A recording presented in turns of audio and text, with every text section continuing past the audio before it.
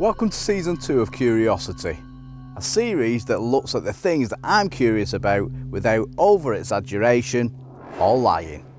Well, on this occasion, that's actually bullshit this time.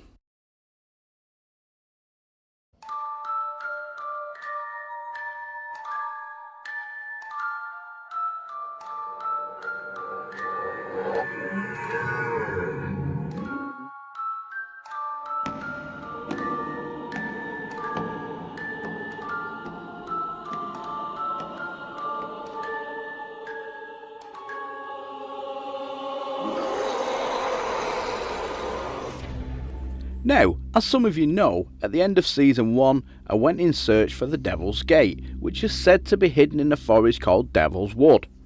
A forest that locals are said to stay well away from because of the legend. Well, technically, that isn't true. Which part? Gonna see this is really funny, but all of it. Confused? Let me explain. This is Suicide Forest in Japan. This is the national park in the US where the missing 411 is said to have happened.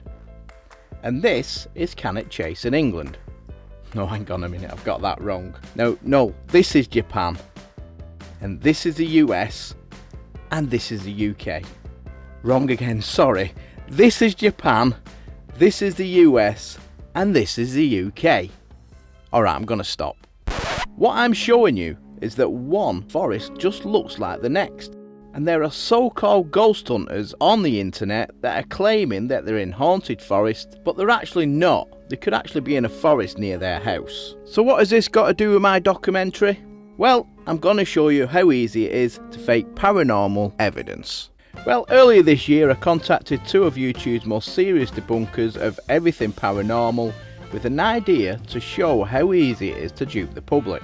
The Duck of Truth and DDF Ghost Hunting look at videos made by so-called ghost hunters in order to see if there is any relevance to their claims, and then they scour their footage for any signs of fakery, and they don't take any prisoners. Now, I came up with the idea after seeing numerous paranormal videos that claim to be real by YouTuber ghost hunters that shall remain anonymous, but who were simply pulling the wool over people's eyes. So I contacted the Duck of Truth and DDF Ghost Hunting to let them know what I was actually doing so they wouldn't debunk my video and thought I'd gone to the dark side. So what exactly did I do? Well, I wanted something that wouldn't stand out as fake straight away, so everything was kept to a minimum. I then came up with a story that was total fiction and so far in the past it would be hard to disprove. Back in the 1600s, it's said that a local farmer and his daughter came across tunnels that they'd never seen before, despite farming the land most of their lives. The father said that his daughter then ventured into the tunnel, not to return. It is then claimed that he too entered the tunnels, looking for his daughter, only to hear the sounds of screams coming from deep inside, and then saw what he described as the devil dragging his daughter by the hair through the gates of hell. It's then said that he later returned with help only to find that the tunnel had disappeared. But numerous stories have appeared since then with similar accounts of the tunnels appearing and disappearing and sightings of the devil, etc. Personally, I think the father murdered his daughter and then used this as a cover for his crime. Personally, I think I was lying through my fat little face. Next, I needed a location and a name that seems scary. So I remembered a place that I used to hang out as a kid, next to the River Roach in Springfield Park in Rochdale, here in England. And because the story was about the gates of hell, I gave it the name Devil's Wood. Now, I knew there were tunnels there because, like I said, I used to hang there as a kid. But I have to admit, it was the first time that I'd ever been so far into them. So that part of the visit to the tunnels was real. However, the entrance that I found was not the one that I entered by because it was too small.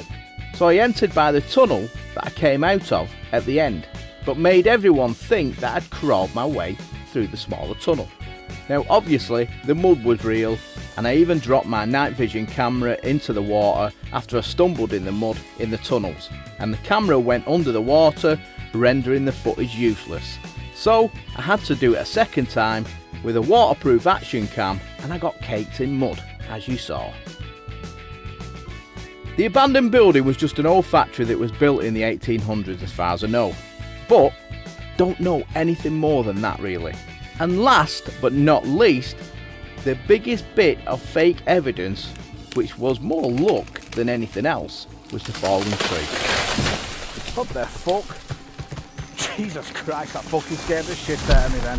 The tree really did fall, but what actually happened is that at the time of filming there was a tree surgeon cutting some trees down, and I positioned my camera in a location that I knew would catch the tree as it fell, after the surgeon told me which way the tree was going to tumble.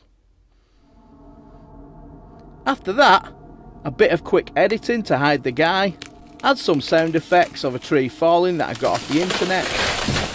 What the fuck? Jesus Christ, that fucking scared the shit out of me. And a little bit of bad acting on my part, and boom, I had a fake paranormal video. Now there are a lot of fakers out there, and when it comes to faking paranormal events, it's easy to do, and they can reap the rewards if their video goes viral. Anyway, that's my video debunked, and even though I apologise for tricking you this time, my reasons for doing so were very honourable. Thanks for watching Curiosity, and remember, do something that scares you. For real.